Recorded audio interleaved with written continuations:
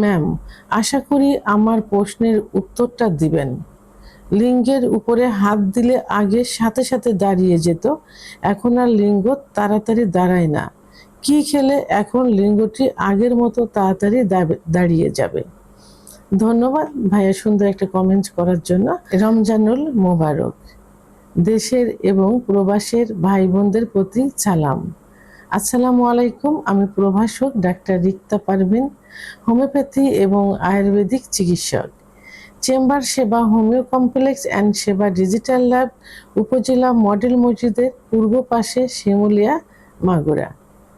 আজকে একটি কমন প্রশ্নের অ্যান্সার করব, যে প্রশ্নটা অনেক পুরুষই কিন্তু করে থাকে, বয়স্ক, মধ্যবয়স্ক, এখন যুবকরাও কিন্তু করে থাকে, যে আগে অনেক সেক্স করতে ইচ্ছা হতো, যখন ইচ্ছা হতো তখনই লিঙ্গ দাঁড়িয়ে যেত, কিন্তু এখন ইচ্ছাও করে না, আর ইচ্ছা করলেও লিঙ্গ দাঁড়ায় না। ঠিক এমনই একটা প্রশ্ন কোনো এক শুভাকাঙ্ক্ষী আজকে আমাকে করেছে না। ওনার কমেন্টসের সারমর্ম হলো যে ওনার মানে লিঙ্গে হাত দিলে, অর্থাৎ ইচ্ছা হলে অথবা যে কোনো কারণে লিঙ্গ স্পর্শ করলে ওনার লিঙ্গ দাঁড়িয়ে যেত, কিন্তু এখন দাঁড়াচ্ছে না। এর জন্য উনি কি করতে পারে? তো এখন যখনই ইচ্ছা শক্তিটা প্রগাঢ় হবে, যৌন চাহিদাটা যখন প্রগাঢ় হবে, তখনই কিন্তু টোটাল বডিতে রক্ত চলাচল করবে, বিশেষ করে হার্টের থেকে লিঙ্গের ভিতর রক্ত চলাচল বেশি করবে, তখন লিঙ্গ দাঁড়িয়ে যাবে, শক্ত হবে।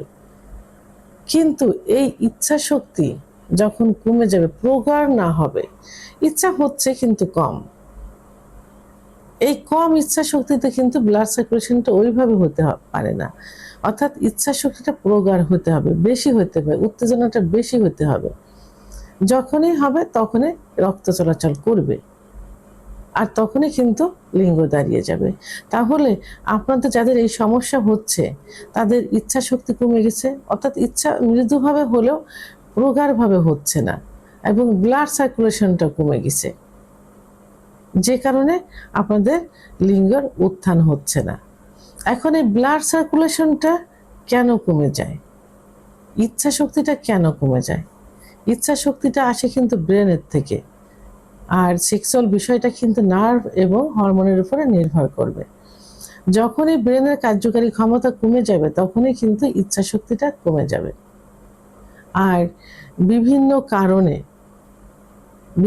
কারণে দেখা গেছে লিঙ্গের যে শিরাগুলো থাকে, শিরাগুলো প্রসারিত না থেকে সংকুচিত হয়ে যায়। সেটা অতিরিক্ত হস্তমৈথুনের কারণে হতে পারে, বিছানায় ঘর্ষণ দিয়ে বীর্যপাতের কারণে হতে পারে, সমকামিতা, অতিরিক্ত স্বপ্নদোষ, অতিরিক্ত যৌন মিলনের কারণেও হতে পারে, আবার আঘাত লাগার কারণেও কিন্তু হতে পারে, যে লিঙ্গের শিরাগুলো সংকুচিত হয়ে গেছে। তো ইচ্ছা শক্তি প্রগাঢ় হচ্ছে, কিন্তু ব্লাড সার্কুলেশনটা সঠিক মতো হতে পারছে না। তো এখন এর সমস্যার সমাধানের জন্য প্রথমে কি করতে হবে? অবশ্যই একজন অভিজ্ঞ সম্পন্ন রেজিস্টারকৃত ডাক্তারের শরণাপন্ন হতে হবে। ডাক্তার কিছু পরীক্ষা নিরীক্ষা দিবেন এবং রোগীর কাছে কিছু প্রশ্ন করবেন। সেটা জানার পরে যে কারণে হয়েছে, পরীক্ষার রিপোর্টগুলো দেখে এবং রোগীর মুখের থেকে জেনে যে কারণে হয়েছে সেই কারণগুলো বন্ধ করতে হবে। বন্ধ করে ডাক্তার যে চিকিৎসা দিবেন, সেই চিকিৎসা গ্রহণ করতে হবে। সঠিক নিয়মে সঠিক সময় পর্যন্ত সে ব্যবস্থা নিতে হবে।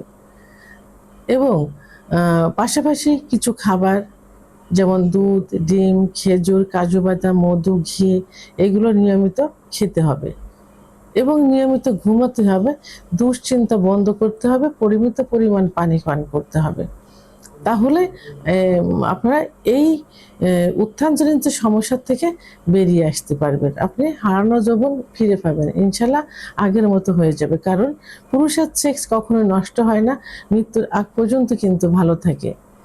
এবং 30-এর পরে যে কিছু 30-25-এর পরে যে কিছু রোগ হয়, যেমন ডায়াবেটিস, উচ্চ রক্তচাপ, হার্টের সমস্যা, কোলেস্টেরল, লিভারের সমস্যা, ক্যান্সার, বিভিন্ন সমস্যা হয়, যেগুলো পরীক্ষার মাধ্যমে কিন্তু ধরা পড়বে। এবং সেভাবে এগুলো কন্ট্রোল রাখলে এবং সঠিক চিকিৎসকের নিয়ন্ত্রণে থাকলে ইনশাল্লাহ সবকিছু আগের মতো হয়ে যাবে। ভিডিওটি সম্পর্কে যদি কোনো মতামত থেকে থাকে অবশ্যই কমেন্টের মাধ্যমে জানাবেন। আর ভিডিওটি ভালো লাগলে লাইক, কমেন্ট, সাবস্ক্রাইব করে আমার সঙ্গে থাকুন। আল্লাহ হাফেজ।